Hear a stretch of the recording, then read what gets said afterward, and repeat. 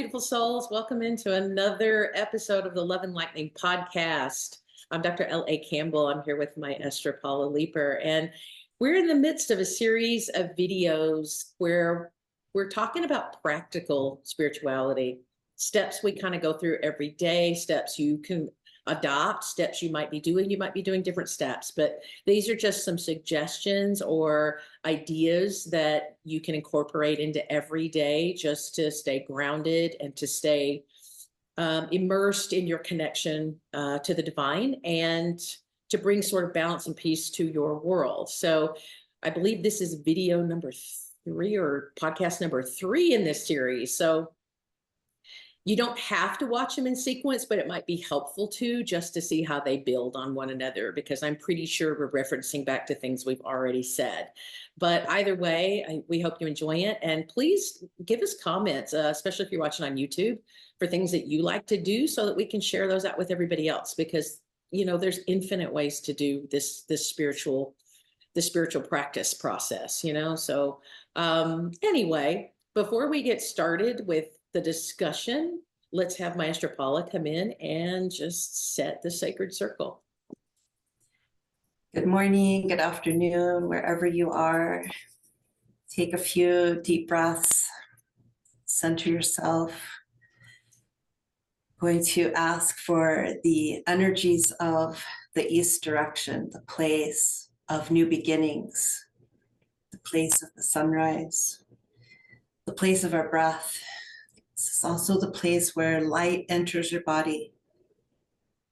We're asking for the light to not only enter our bodies, but for you to have an invitation to invite the sunlight, the light of wisdom, the light of your ancestors to come into your being, to sit with you, to illuminate your thoughts, to bring in your wisdom.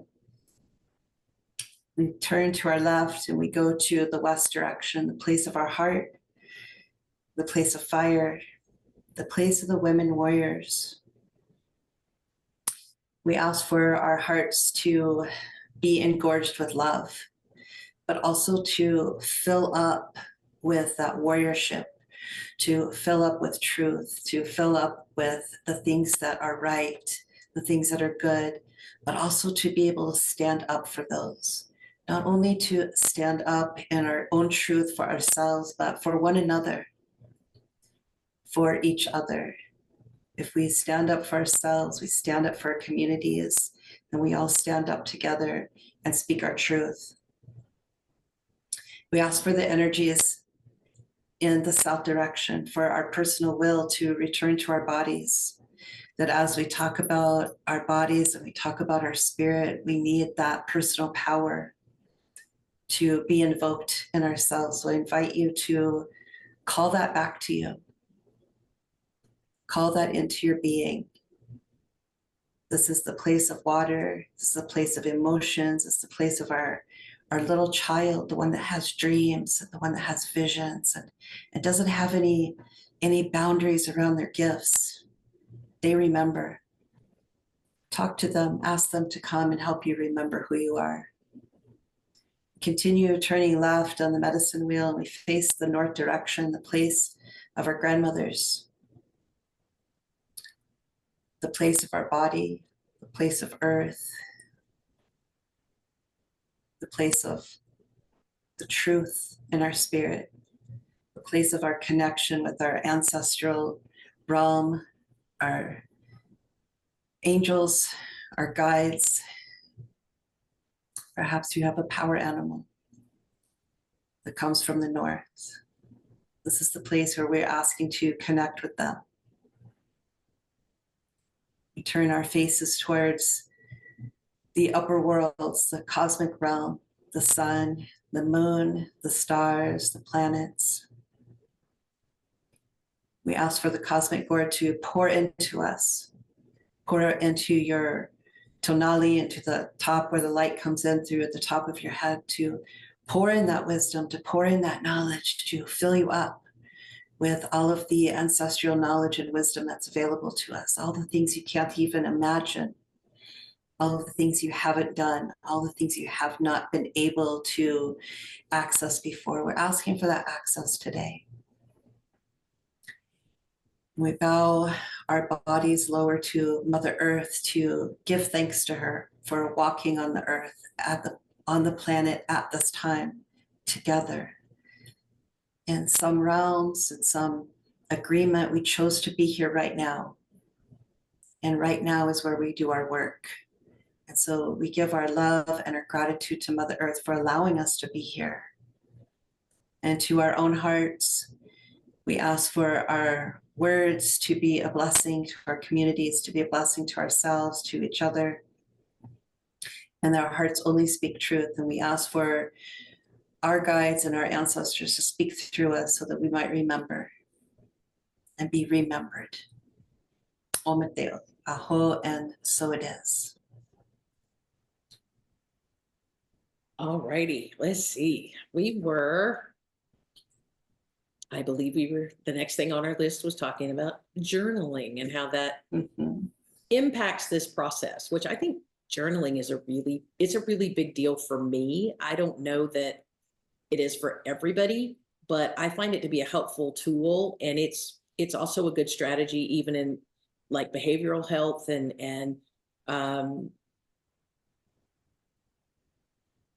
addiction, I can't find my words today. Even in addiction recovery programs and things like that, journaling is a really huge aspect of that. So what do you do? How do you manage the journaling process for you on a daily basis or whatever frequency you do it? Sure, let's talk about different types of journaling that I might do. I do dream work. So when I wake up, I like to write down my dreams. I might just type up a few notes on my phone, when I first wake up, just so I can kind of remember them, because sometimes they go poof and they're gone. Yeah. So I may draw pictures. So journaling can be writing down the written word. It can be drawing, it could be art, it could be dance, it could be movement. You can act out the things that you're experiencing. So there's many ways to journal, it does not just have to be the written word. I do like the written word because it gives you a history and gives you, for me, it gives me like, where am I going? Where am I coming from? What's been happening? What are the cycles that I'm experiencing? Because one of our talks is going to be about cycles and how we get out of those. So I think that journaling for me helps me to remember.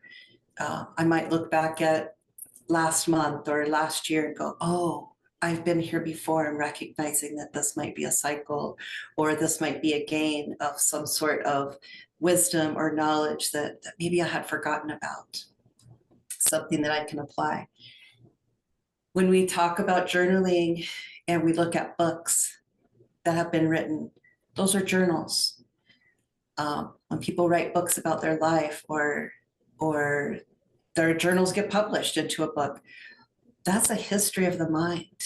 That's a history of the spirit.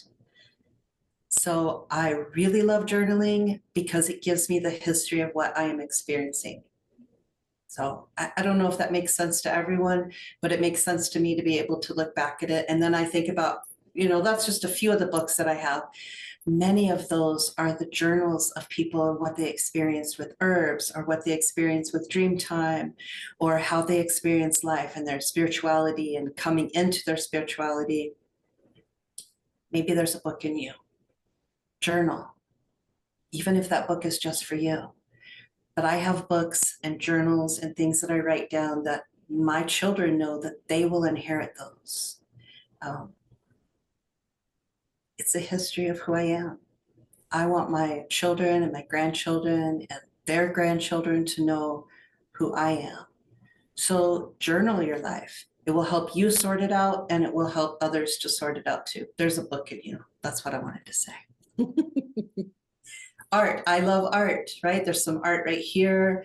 It's got some symbols. There's this cloth here with the tree on it. There's many pieces of art in my office that when I look at that, it can bring me to a place of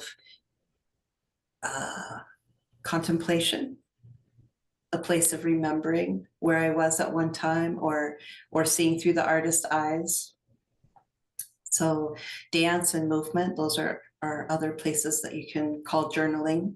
So it's not just writing, it's many, many other things too. So I like to doodle. I'm not an artist in that way, but I do like to doodle and you know, try to put some things in that don't have words. So those are some of the things that I do. What about you? I actually do. Um, I actually have multiple journals going at one time because I do different things. So some things are more practically oriented. Like if I start studying something new, like at one point a few years ago, I really wanted to look at sustainability things I could do in my home and gardening and things like that. So I actually started a more formal journal for that, where I really, when I took classes or I read articles or things that were important, I would use that to kind of start summing that up. And I still have that book to this day that I add things to as I go. Um, and I have in the past, I've had journals that were specifically for tarot readings when I was either practicing or learning something new about a deck or learning something new about me or different spreads that I would go through. And I still have several of those that I've used over the years. And sometimes they're fun to just go back and look back so I can see how, you know, how kind of far I've come in the way I perceive information and visualizations, interpret things and stuff like that. So it's kind of cool to have. And sometimes I can even use them as tools to teach somebody else because I would go through and make notes and all kinds of weird things and stuff like that. Um, I also keep a dream journal. I admit that I go through phases where I'm a very lucid dreamer. And so a lot of times I'll remember that stuff, but if I'm suddenly awakened by like my dogs, because somebody has to go outside to go to the potty, um, I may not I may not forget it. And that's happened since I had a bunch of anesthesia from surgeries and stuff back in 2018. And so I don't retain that stuff as well. So whatever I do remember, I try to jot down and I'm with you. If I can't describe it, sometimes I'll do listing words. I may not be able to write the whole thing freehand, but what I'll do if I remember impressions, like certain colors that I saw or certain images that I saw, even if they don't always make sense about how it ties back into something, I may list those things. You know, I might say, you know, I saw a purple wall, but then I saw, you know, snippets of a garden or something, and I may just use keywords. I might draw if I see things that I think are symbols or sigils or stuff like that. I will try to draw them down. I'm no artist either, so yeah, whatever. But a lot of times it actually comes back when something will, you know, come. I'm like, that's what that symbol was for, because I'll run into it a few days later, a few hours later, a few months later, whatever, and I'll remember that I did that. Um, I also just started a new one that I'm working. I've decided that starting with this super blue moon, full super blue moon that we just had, because that was such a powerful thing, entangled in all this portal energy and these gateways. I did that ahead of time, but I've decided for 2025, I'm going to do my own moon journal. So I'm going to work with all the new moons and the full moons. I'm not going to work with the quarter moons. I'm just going to do full moons and new moons. And I decided to use that one not just as a place for me to put, if I want to write, you know, prayers, or I want to write impressions, if I want to write, you know, ceremonial words, which I do a lot. I keep those kind of jotted down and things like that. But I also decided that it's been a long time since I really was creative, and I've lost some of my creative spark and I need to get that back. So I've decided to also use that as a scrapbooking journal. So now I'm using colored papers and the washi tapes and things like that. Not, you know, it's not like go out and buy everything and under the sun to do this with, but I decided to do that to get back some creativity, colored pens, markers, just to make it really interesting and beautiful and different, you know, something that's kind of a piece of moving art, since I'm not an artist. But it's got, you know, stickers and things like that. So I'm working with that too, just because, you know, the full moons are about really releasing and letting, it's that fullness, that embodiment of sort of nurturing, but it's also about releasing. You know, you give birth to something, you have to release it into the ether to let it start its magic, right? And the new moons are about the quietness of a beginning, like right before you get to start whatever the new thing is, whether it's a new thought process, a new magic, or new ritual, a new whatever. So that's why I wanted to focus on those. So I'm going to do those as well. And then I've have some other journals that I do for some other specific courses that I've done that are very spiritually oriented, like the Gene Keys and a couple others, where I have, as I go through that coursework, I actually start putting it in that. And I did the same thing with energy codes and a few other things that I participated in workshop wise, where I just keep that information going because it just helps to remind me of different archetypal energies or different information. It's kind of like taking notes, like I did in school for 5,000 years. But I learn that way. It's a good way for me to learn. So I do that too. So there's all kinds of different journals. This is crazy. I mean, I literally have all these journals, right? I have another one that I do automatic writing in. So sometimes I'll take that one. It's a smaller one. And I just take it in a pen sometimes, and I'll go sit out in nature by myself. And whatever just starts to come in, I just start putting it down. I don't even watch what I'm writing. I just start putting things in. And then once I'm done, I'll go back a few hours later, and then I'll read through whatever's there. Right. And I also, if I do channeled messages, if I get channeled messages from my spirit team or whatever, I put those in there as well, word for word. Nice. And then I can go back. Yeah. So I just work with it a lot. I think that, just like taking notes in school, even though a lot of people really hated to do that, there's different ways to learn. The scientific way for memory is not always just memorize. If you just memorize stuff verbatim, word for word, you have the information, but you don't always have the context, right? And you don't always have the emotions and the other feelings and the imagery that goes with that. So there are other kinds of learning. Some people are better auditory learners. So if they hear it, they're going to remember it better than if they just write it down. All right. Some people are, or if they just, try to remember it in their head. Some people are visual learners. They have to see it. So that a lot of times they're very creative visually with visual arts and stuff like that to remember stuff.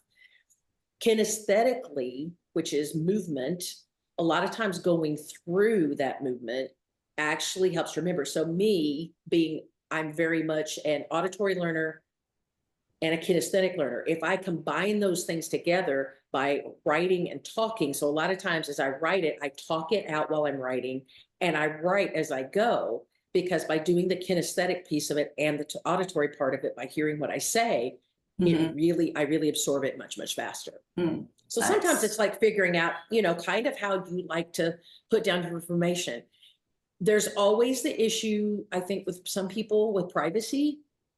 I have an acquaintance who, has a bedside table full of journals with strict instructions that upon her passing, she has a friend that's supposed to take it, burn it, right? The whole thing, just burn the whole thing, right?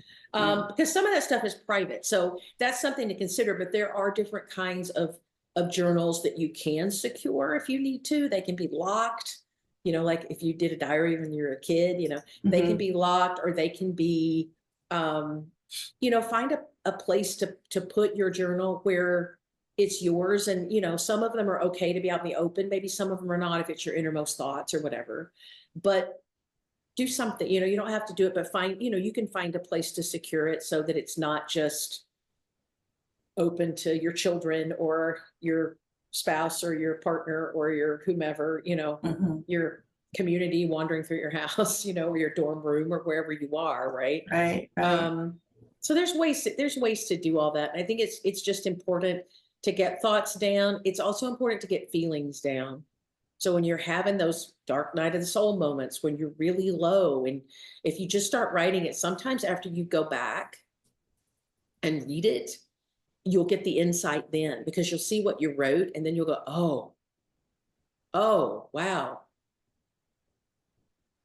Oh, and you'll start to really reflect on how you wrote it, what the words you used. And then you'll start to, once you've vented it, then you can come back and actually get the emotional sort of recovery piece of that, or the realization piece of that, whatever the insight part of it is. so that you Right. can kind of start your recovery process. So I think journaling is a beautiful tool for a lot of things. You can do it for tons and tons of reasons. You brought up so many points. It could be like 5 more podcasts about Oh yeah. trust All right. and Yeah, absolutely. and being able to journal and leave it out. So uh, as you were talking, I'm like, oh my gosh, we could totally do a podcast about that. But let's Mhm. talk about journaling in the context where we started with the other two platicas that we had here about the body scanning and then Mhm. creating sacred spaces, Mhm. questions that you can ask yourself, setting your intention. We went through the 4 directions. And then we come to that place of journaling what we find. So when we've done all of those things, we have this intention. Maybe I'm just going to make something up. I'm going to sit down and think about and do the 4 directions and ask maybe a question like, how can I increase my vitality? Mhm.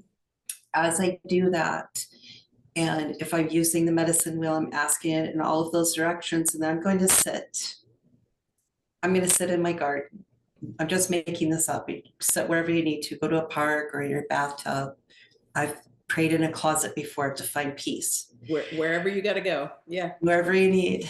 Mhm. So have a pen and paper ready and just look around you. What do you see? Mhm.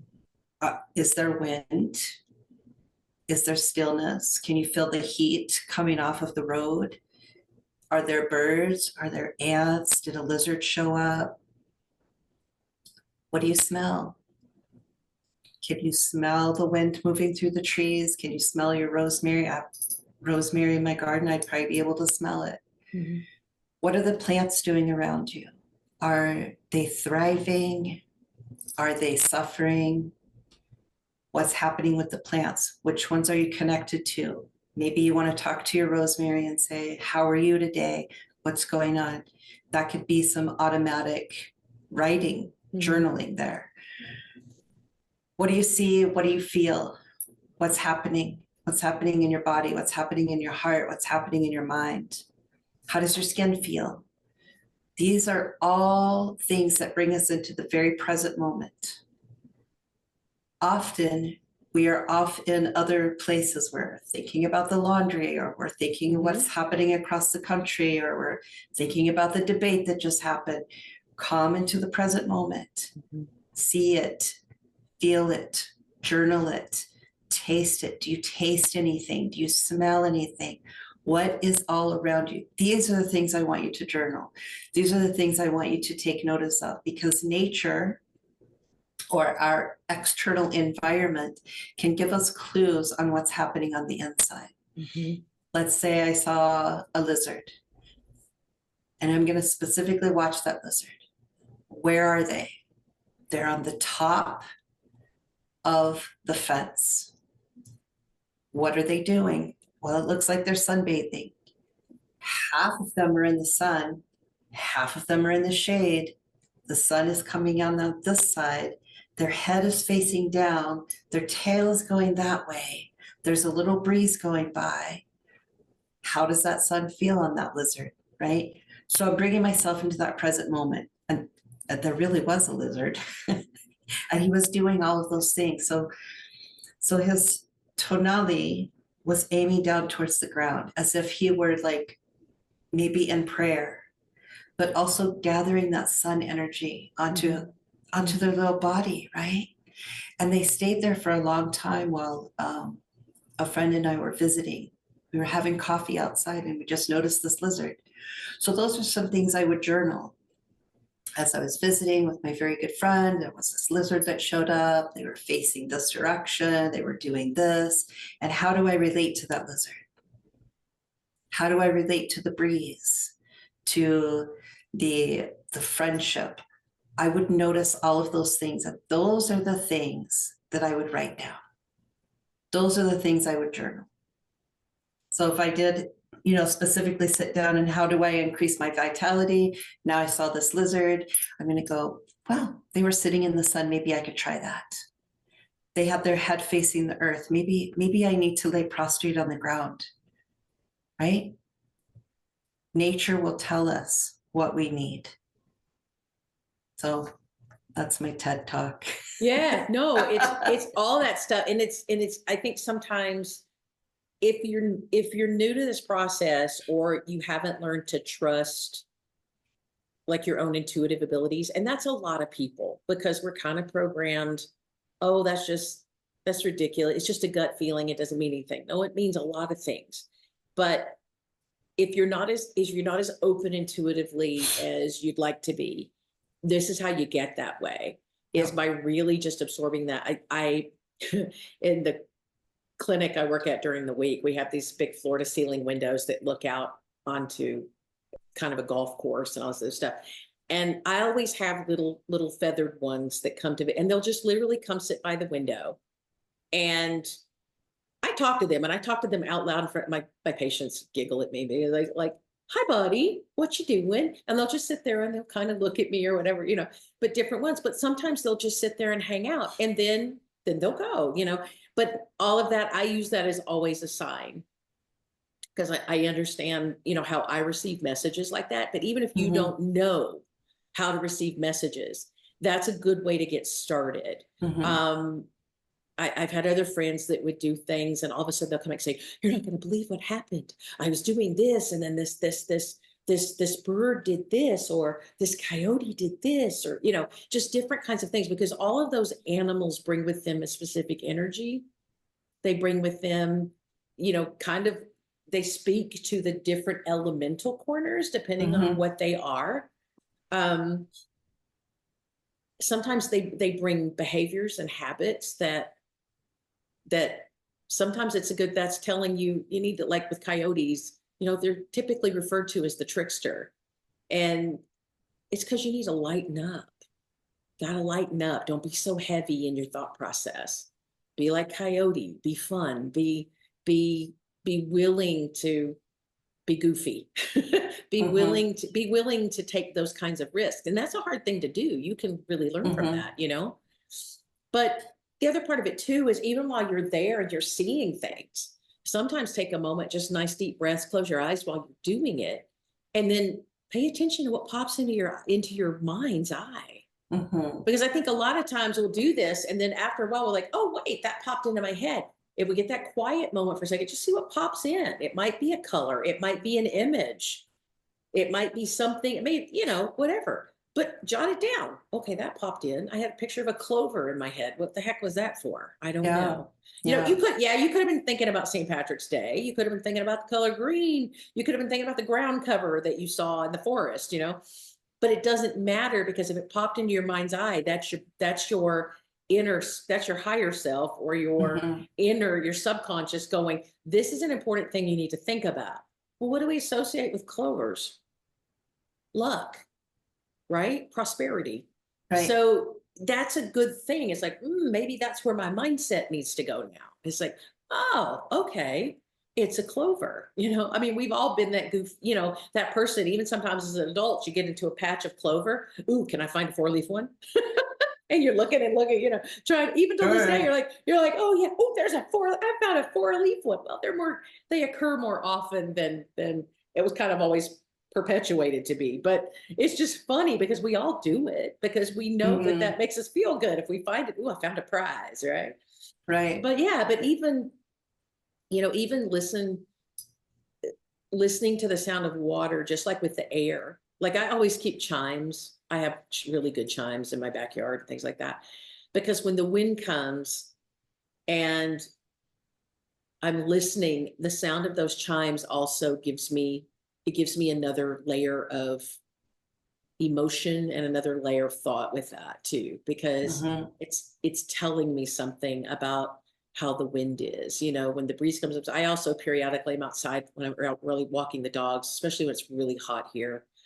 And I'll be walking through, kind of doing my quiet prayers in my head while I'm walking with the dogs, and it'll be like, okay, universe, it would be really good to have a breeze right about now.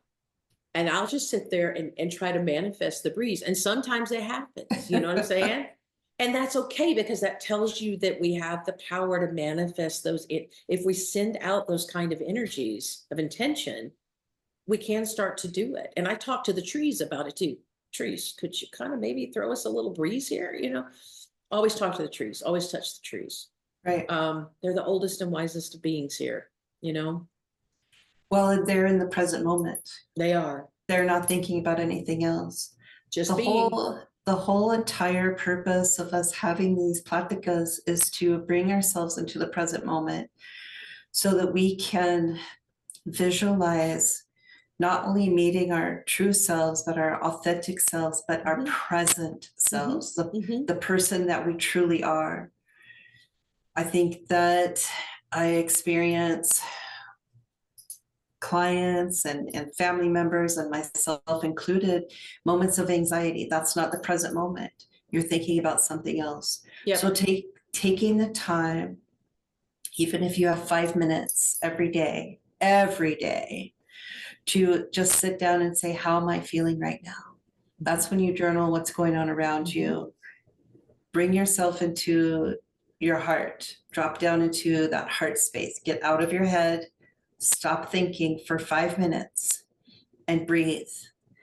Breathe into that heart space, let it expand, let it implode inside of you, and ask for that wisdom to come in of who am I? What am I doing here? What am I doing today? That is one of the questions I ask every single day is, hey, creator, and I'm very familiar. What are we doing today? What's going on today? And when I call in my guides and I call in my help, I ask them, what's going on today? What are we doing on the planet? Who are we? I have to be true to who I am. Mhm. I cannot live in anxiety and be full of vitality. You can't.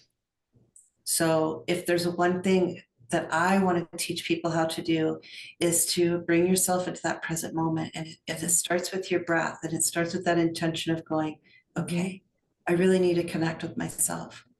I can't tell you how many times, Dr.LA, that I get a phone call, and you know I'm a licensed massage therapist. That's not what people come for, right? The words they use are, I feel so disconnected. Mhm. Yes, because you do feel that way. Mhm. You're not truly disconnected ever from your higher self, from creator, from your authentic self. From the Earth Mother, we're all connected all the time. We We don't see it. We tune it out. We're like tone deaf. Yeah. We don't, yeah, we just, because we get caught up on all this other stuff. Mhm.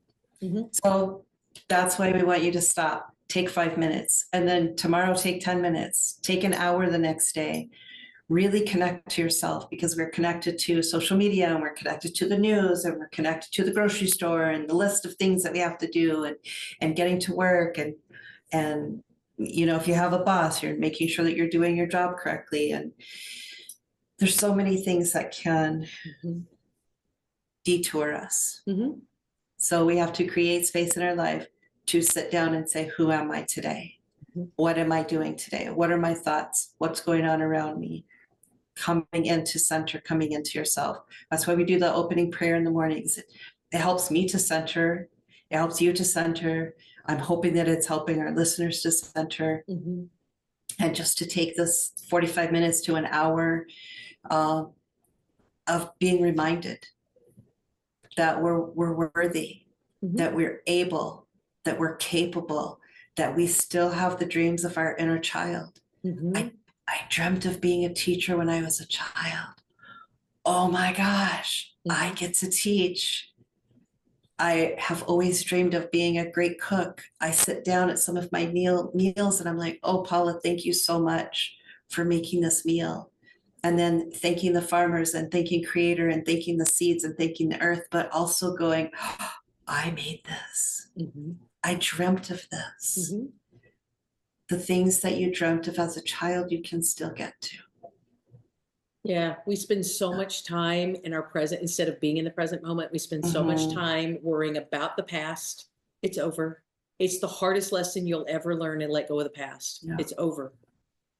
And we're constantly anticipating the future. And Mhm. because of that, we build up expectations. And then when they don't get met, we get disappointment. Been there, done that, right?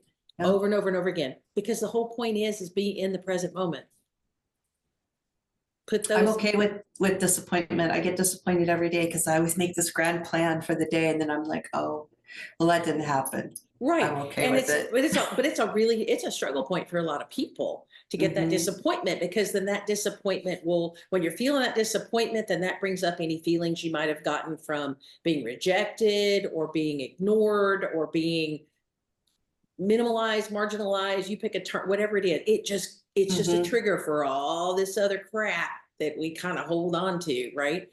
And learning to just let go and say, that's the past. I'm right here in this moment. Today, it starts today. There used to be a commercial way, Right. way back in the day. Today is the first day of the rest of your life. Well, this is the first moment of the rest of your life. That's So right. you want to be different, be different. Start right now. Start right this minute. Be different. And you'll build difference, you know. Yeah. But the hardest thing anybody will ever do is let the past go. It's so difficult because we hold it like a weapon over our own heads, Mhm. you know.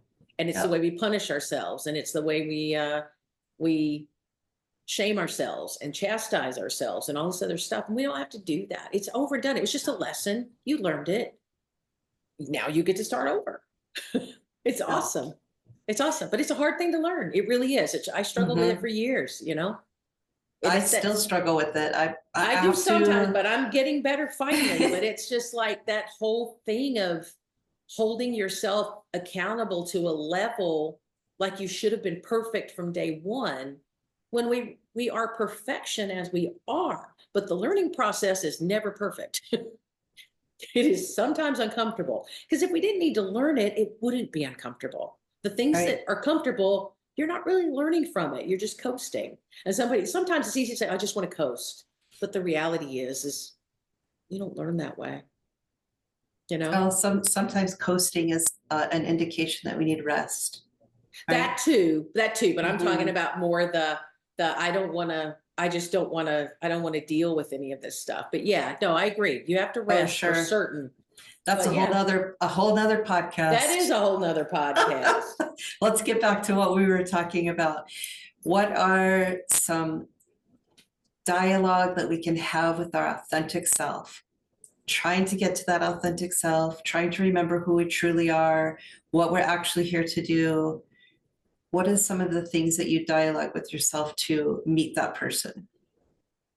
Well, so I think first and foremost is you have to acknowledge that you have a higher self, so that part of your soul that's Mhm. still in the ether, that's still connected with the divine, that's still, you know, that's still, it's that beauty, that beautiful perfected body of light, right? You are still that. You've chosen to be in the muscle suit for a period of time on good old schoolroom earth so that you can learn some stuff.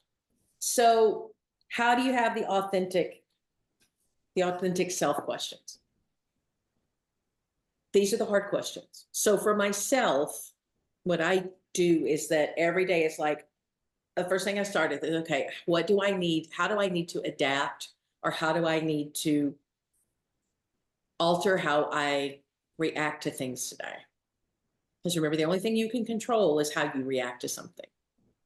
And sometimes it's easy to jump the gun. I'm speaking from experience. You know, it's easy to overreact to things because, again, you're feeling triggered, you're feeling threatened, you're feeling uncomfortable about things. So I always come in and go, okay, what could be something really good that I need to focus on today, on how I need to alter how I behave or how I need to adapt to how I'm maneuvering through my world? That's my first question pretty much every day. I also say, how can I love myself without judgment? How can I show myself better love? Self-love's hard. It shouldn't be, but it's hard. And again, it comes back to this idea that we have to be perfect, not understanding we're already perfection as we're Right. created. We're already perfection, because we judge ourselves by really poor standards based on, you know, stuff that we've heard society say and all that kind of stuff. So how can I love myself without judgment? And what does that look like, right? Where should my focus be, or where should it go today? So is today more about a day of, should I be more creative in my day? Should I be more lighthearted in my day? Should I be more quiet today? So I do different things. And it's obviously how I ask these questions and how I generate a game plan from that depends on whether it's a day that I'm going into the clinic or if it's a day that I'm just being me, because I have more latitude on the days where I just get to be me. I also, what tools are best for me to grow at this point in my life? Is it more meditation? Is it more creativity? Is it more exercise? Is it more academic learning? Is there something like I really need to learn some concepts? Is it more having self-love or self-grace, having grace for myself and others? And then I always, through that process, I remember to offer gratitude, not just to the divine and the universe and to my guides, but also to myself for putting up with this process and doing a pretty darn good job. Yeah. Right? Yeah. You know, we're not victims. We don't have to be victims to this. It can be our choice to do what we do. And that again is a hard thing. And I'm not trying to say that I'm not shaming or blaming anybody. We're all at different levels on this journey. But making a choice, even if it's a tiny choice, just to be in the present moment, can go a long way in starting to alter the story of you or the story that you want of you, you know? So that's how I kind of have dialogue, kind of with my authentic self. And even sometimes just for clarification, I mean, I kind of jokingly talk about my guides, and that you were talking a little while ago that you're very carefree when you're talking with the divine. So am I. And when it comes to talking with my guides, sometimes I'm just downright straightforward. I mean, I'm a very straightforward person anyway. To be honest, I don't take malarkey. When my guides are giving me malarkey, I don't take that. I will not take that. And I'm good with confrontation when it comes to that. Not because I feel threatened, but because I want to know, what's the point? Are you just pushing my buttons to get me to adapt? Are you pushing my buttons because there's truly something I have to learn? Or are you pushing my buttons because my guys like to test me, test me to me. So they'll push my buttons so that I can say, no, that's not true. Don't say that. And then it'll be like, yes, it's not true. We were just testing you, Sometimes testing is good for me. Sometimes it's a pain and I don't want to deal with it because I think it's impractical and I think it's not helping the situation. So that's how my authentic self comes to play, even in the spirit guide game, is that I stand up for me and I stand up for how I understand things and what my point of view is as well, because they're also learning from me. We tend to think of these guides as being, oh, they know this and they're going to, no. Sometimes they're learning from you too. It's a partnership, right? It's a contract you created with another being in partnership. And sometimes they can learn things from you too.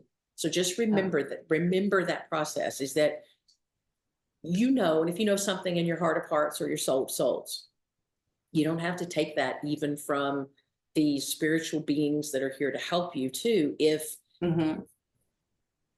they're not in the game the right way, Right. That's just my view on it. And I know that I will be controversial, and I'm okay with that. I'm okay being controversial. I don't care, because my life is mine, and that's how I have to navigate it with these guys. And I've been working with them a long time, so I know how they play. I don't have to put up with it. We do have different ways to relate to our spirit guides, our ancestors. The ones that I work with, I know, are very compassionate and very Mine are not. Mine are. And they're very consistent. If I'm not listening, they'll just continue to repeat the same thing over and over again until I'm like, okay, I give up. What is it? but also I've built a relationship with them. They are part of my authentic self. They are part of my higher self. So I have learned to build that relationship with them, to learn to trust them, because sometimes my view of the world is a little bit skewed. So when I go and I ask for that higher view, it feels different in my body. I absolutely know when I'm looking through that lens of the authentic higher self, because I feel different. Mhm. And so I know what it is to look at it from an earthly point of view and from a higher self point of view, or a heavenly view. Maybe you want to use that word. I'm not going to use that word. Upper Yeah, world no, view, I don't. Yeah, right? I use yeah, I use like the, the higher self view. I don't use the word heavenly Yeah. view either. So I know that when I'm looking through my higher self viewpoint, it feels different in my body. I know that that's different, and I'm going to take notes on that. So that's part of the point of doing the exercises that we've been talking about through the medicine wheel. Is some of the questions to ask yourself is, how am I viewing this? Am I viewing this through a belief system that no longer fits? Exactly. Or do I actually believe this? Like just something I do every day. I look in the mirror and I look at my body and I say, do I believe what I see in the mirror? What I see is one thing, but what I believe is another. Mhm. And it's not that I don't believe what I see, but I believe in my capabilities. Just recently started lifting weights and trying to increase that muscle mass because I'm getting older, right? When I look in the mirror, I don't see an almost 60-year-old person as the world sees it. I see someone that is active and moving her body and moving her mind and moving her spirit. And so I look at that and go, yep, that's through my higher self. If I look in the mirror and go, oh my gosh, this is terrible. Look at what I see. Look at the wrinkles and look at the cellulite. That's not what I actually believe. I know I have those things, but that's not part of who I am on the planet. I am working towards a goal, a daily goal, an hourly goal, a weekly goal, a monthly goal. Those are always, always going. So when I'm doing my practices, I want to question my belief system. I want to question the platitudes, the belief system that I was given, the belief system that the world gives me. Do I really believe that? And I'm asking my higher self those questions. It's like, do you really believe that? And it could be something I heard on the news or something that someone said to me. And I'm like, oh, do I believe that that is true? I'm going to question it. I have questioned everything my whole life. What does that mean? How does that feel inside my body? So those are some ways that you can ask for your higher self to step forward and just question your belief system.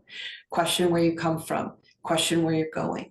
Those are some of the things that you're doing when you're sitting down to talk to Creator, to talk to your higher self, to get your instructions for the day, the week, the month.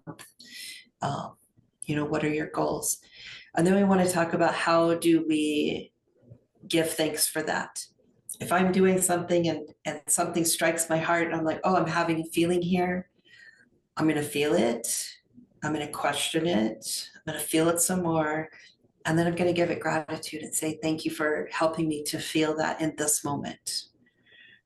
It could be while I'm making dinner. I'm like, oh, something just struck me. Something just made me feel in my body. I'm so grateful that when I can feel in my body, because if I'm having all that anxiousness about the future or some past event or some past experience, I'm always grateful to be in the present moment. Does that make sense? It does. Yeah. Good. So some of the steps of integration are just that. You're going to meditate in the mornings, and meditation means learning about yourself. It doesn't mean that we're going to go off in la la land and ignore what our body and our spirit is telling us. We are coming to know ourselves, to know who you are, to remember who you are. Sometimes we forget that connection that we have. So how do we integrate that in? is taking those moments throughout the day to say, oh, thank you for that feeling. I honor that. I accept that. I receive that, or I reject that.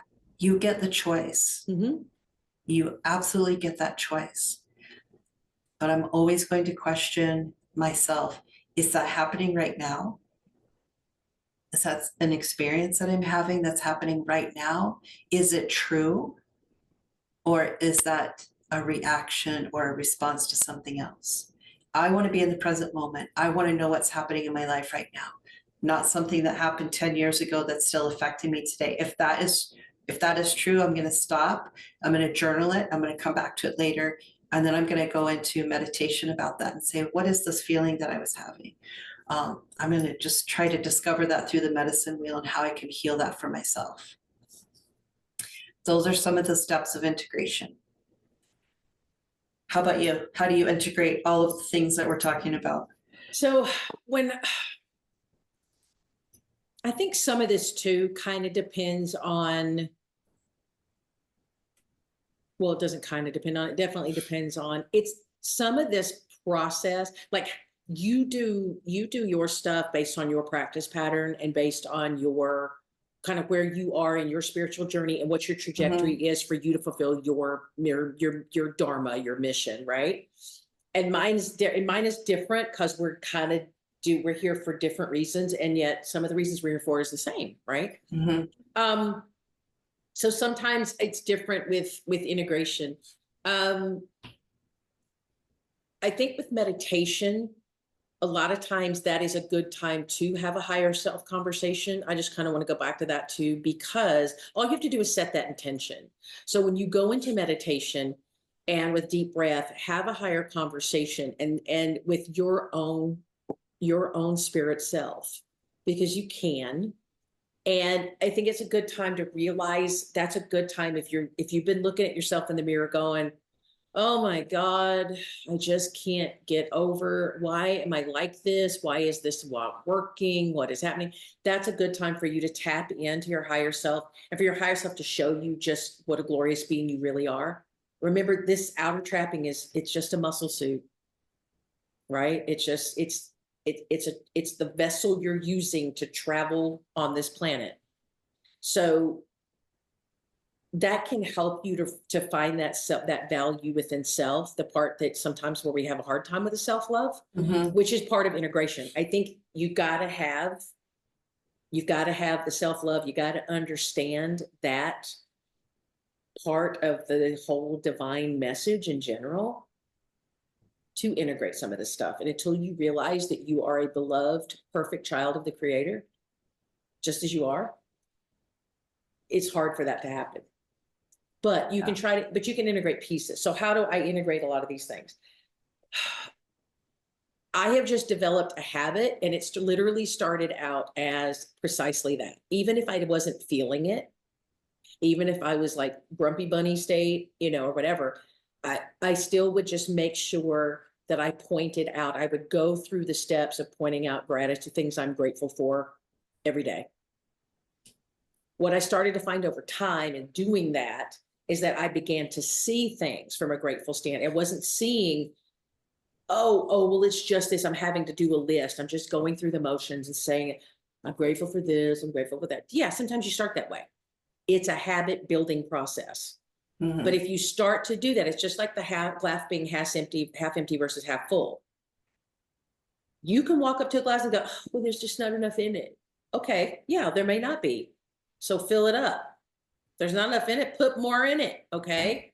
Or you can walk up to it and say, oh, look, there's a half a glass of water. Oh my goodness, I won't be thirsty. It's really attitude and it's perception of what you're doing. And sometimes with all the crud we go through here, it's easy for that to block that.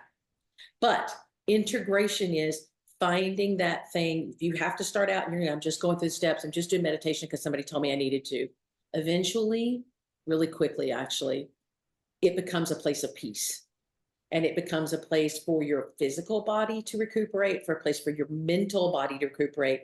But your emotional body can recuperate through that process too. And your etheric body, that's the spirit self, can start to have that exchange of information and energetic information with the universe through that, whether you call that creator, whether you call that just divine energy, the universe, the ether, whatever you want to call it, doesn't matter. It's just that ability to be connected to that divine unconditional love energy that's out there, right? And for you to do it. So integrating all of this kinds of stuff is, sometimes it has to start out as just a commitment to do it. I'm going to try to pull these things together, because sometimes it isn't easy. You know, we've been at this a long time, and so we kind of skip steps. But if you're sort of in the kindergarten of finding your spirituality, just start taking steps. And all right, I'm going to try to, what did I learn today about myself? What should I ponder about? Like, how should I think about this information? And then take baby steps. Okay, well, why don't, since I learned today that I'm loving myself, what are some things I can do? What's it, one thing I can do tomorrow to show myself that I love myself? What's one thing I can do tomorrow to show the earth that I love the earth? What's one thing I can do tomorrow to show the people around me that I'm fostering a place of peace, right? So it's picking those things in one little task. Just try it. Just try it, because it goes a long way. Then the next day it's easy to do it again, and then again and again. So a lot of the practice we go through, the ritualization of things, those are habits you can cultivate, or that you're going to have, some of it you're going to have to cultivate. Even if it's just learning to wake up in the morning, stretching and going, man, today's an awesome day. It may not be an awesome day, but if you have that attitude, the likelihood of it turning out to be an awesome day will be pretty high, right? Or you get up and say, oh my God, I hate today. Well, guess what? That's where it's going to start, you know? So some of this is just, it's just our own behaviors that we let get in the way, I think. It's pulling all this information within. It's just realizing it's all valuable. Don't poo-poo it. It's so easy for people to go, you know, I mean, I get, personally, I get so tired of hearing the word woke thrown about out there. It is completely, first of all, it's poor English. Okay. It's not, they're not using English correctly. Secondly, it's used to chastise, deride, judge, condescend, and they don't even know what they're talking about. It's being awakened. Being awakened. Yeah. It's nothing super crazy. It just means, wait a minute. It's no different than in psychology circles talking about moving from self-esteem to self-actualization. Just being aware, maybe and embracing it and going, you know what? I learned something awesome about myself over the last year. And yes, it was kind of tough learning it, but you know what? I get it now. I understand. Wow, look where I've come. Being appreciative of what you've gone through and what it taught you. And yeah, you may still struggle with it, but I bet you're not struggling with it as much as you used to. Just learn to appreciate the fact that you were strong enough to get through it and to get through it and thrive after. It's so hard in the human condition, I think, to believe that every time we have some kind of trial or tribulation, that it's a punishment, because that's the language that's been used, right? And we buy into that stuff because that's what we hear from the time we're this big. We hear that language. Oh, that's retribution. Oh, that's this. Oh, you're in judgment. Oh, whatever. You put whatever word on it you want to. I'm not trashing anybody's belief systems. But that kind of talk is judgmental, and we learn to turn it on ourselves because we're never good enough. We're unworthy.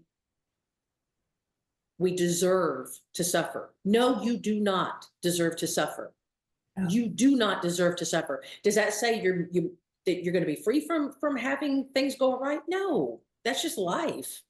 Right. Things happen, but you're going to navigate it. You're going to get through it. And then you're going to sit back and go, okay, what did I learn from having to do all that? Okay, I'm still alive. I'm still here. I'm still me. I'm a better me. Yeah. I love me for what I did. Let's keep going. Let's go, keep going this way. Let's keep moving forward.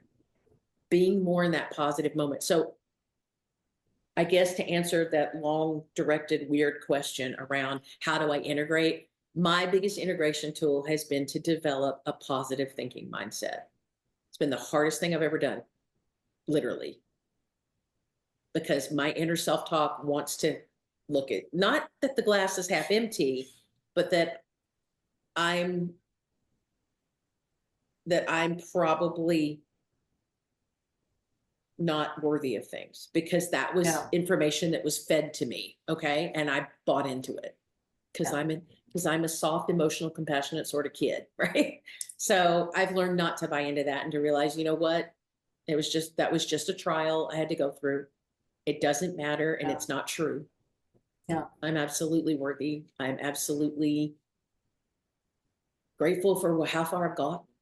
And it's about me thinking positive. Yes, this can happen. Yes, this is going to, like taking my dog to the vet this morning. It was so easy to almost go to the, oh my God, I hope there's not something horrible wrong with this dog. Even though clinically I knew there was nothing horrible wrong with the dog.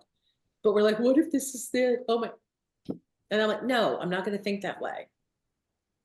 He's older. His joints are stiff. Yeah. He needs some supplements. And guess what? That's where we are. He needs some supplements. So, but it's so easy to get in that little drain where you start and you spiral down the drain of all this stuff. Just don't, the minute I start to hear it now in my head, I'm like, no. I literally say in my head, no. Sometimes I say it out loud. No, we're not going to think like that. It's a habit to think that way. We're not going to do it. We're going to go, no, I'm going to be in a positive mindset. What is one good thing that happened to me today? How can I turn that into one good thing? How can I pass that on to somebody else? How can I give somebody else one good thing? Yeah. I don't know. As you're talking about your steps of integration, it made me think of this. What am I willing to witness for myself? What am I willing to witness for myself? I have witnessed the death of many parts of me, and I'm okay with that because they weren't parts that were true. Right. So what are you willing to witness for yourself? What are you willing to do to come into that authenticity? Yeah. And then there's the accountability of continuing to journal, continuing to dance, integrate these new ways of being for yourself. And they're the original ways of being there. Your little child knows. So follow them around. I know it's crazy. I think we finally did it. I think we came to the end. We kind of did. Yeah, we kind of did. It was it's a really cool thing. And this, and again, for you guys out there listening to this, these are just kind of the things that we've gone through and the way we do things. There is no one way to do this. Yeah. And a lot of it just depends on how you fit into your world, how your spirituality fits into you, and how you navigate that. The main thing is don't be afraid to do it. Yes, not everything will be easy. It's not supposed to be. I mean, good Lord, just getting up in the morning is not always easy, right? But that doesn't mean the day is going to just suck because of it. No, it just means you had to warm up a little, you had to get moving. Just remember that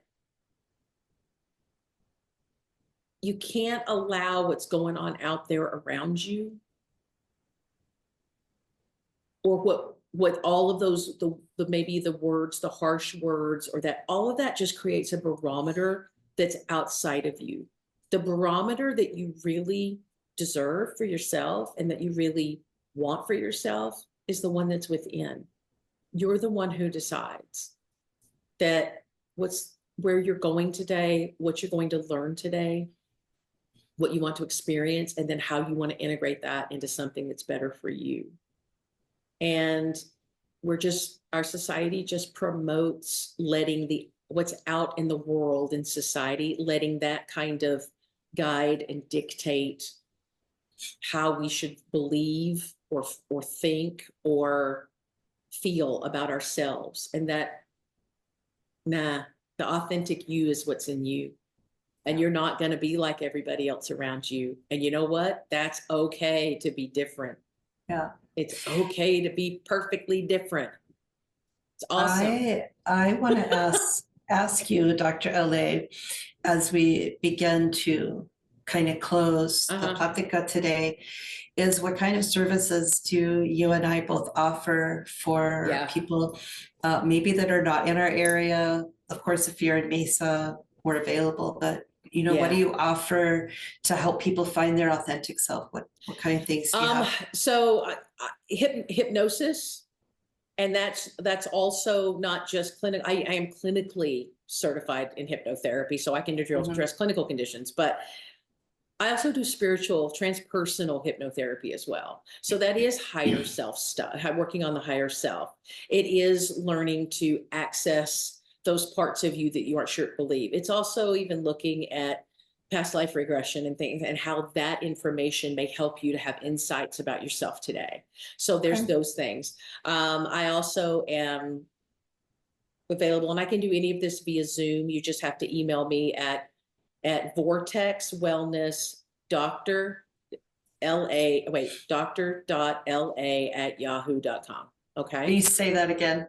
vortexwellness.Dr.LA @yahoo.com. Or you can ping me at loveandlightningpodcast at gmail.com and just say, hey, Dr. LA, can you send me information? And I'll do that. Okay. But I also work with sound healing as well, and meditations. I do teach meditation and all of that kind of stuff. So yes, I'm available to help with any of that stuff.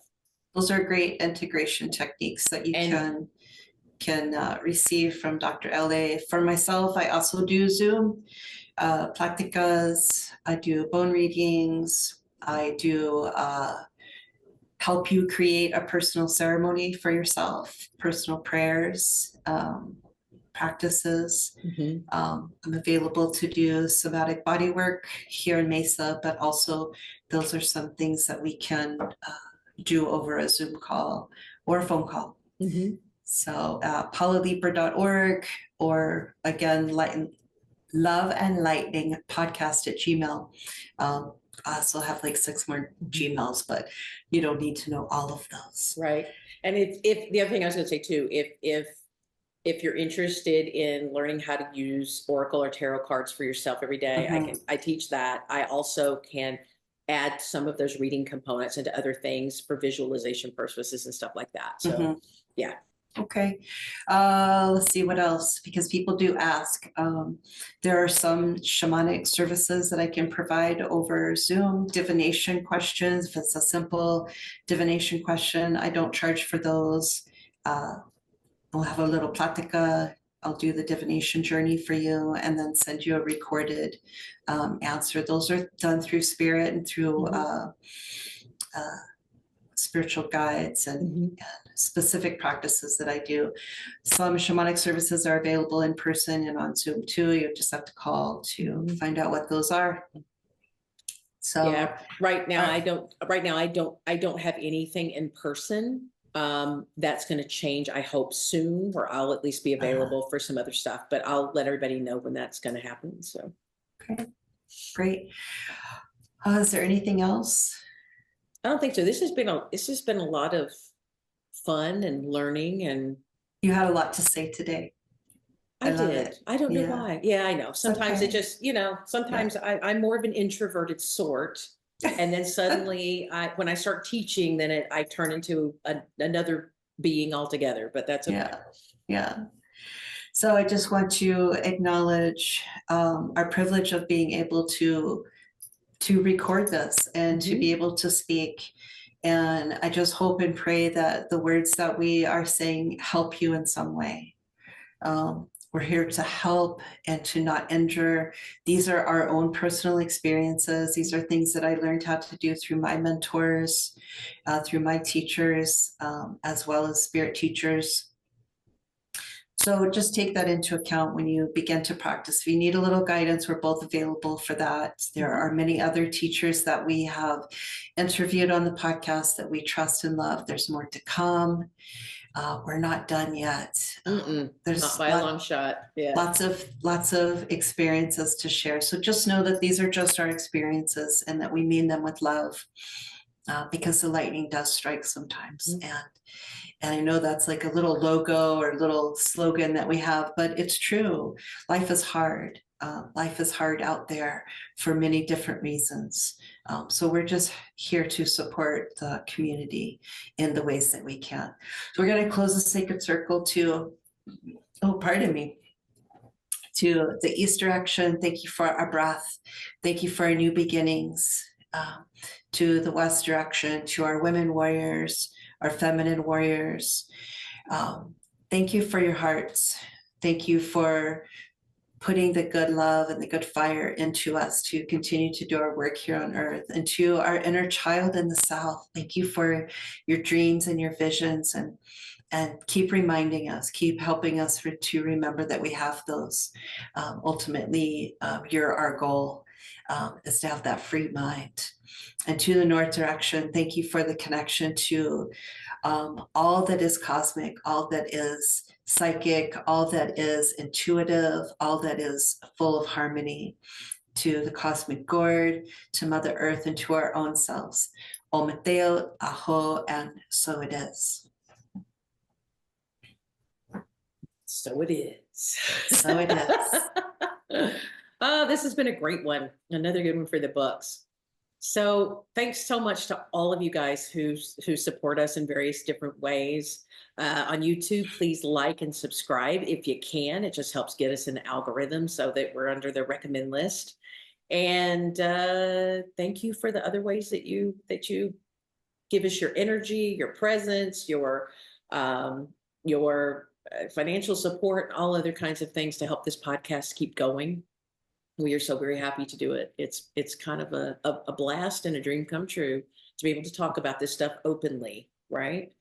So thank you so very much for being in attendance. We have other cool guests and cool information coming up very shortly down the road. And we look forward to seeing you all back here at the Love and Lightning podcast. So again, thank you. Have a beautiful, beautiful day. Enjoy the autumnal equinox that's coming up very soon. Yay, new weather. And bye. Bye.